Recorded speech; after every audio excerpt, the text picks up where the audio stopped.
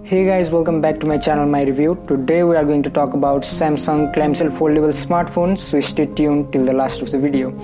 Samsung gave us an official teaser for the upcoming clamshell foldable smartphone. Since then we have seen countless renders and rumors about the device, but now we have our first live look at the next generation Galaxy Fold.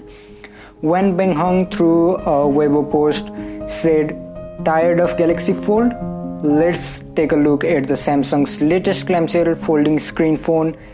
Is such a phone your wish?" And attach the following images. So you can see all the images on your screen right now, and I'll be showing you all the images which I have shared in the weibo post, and also the source link will be in the description.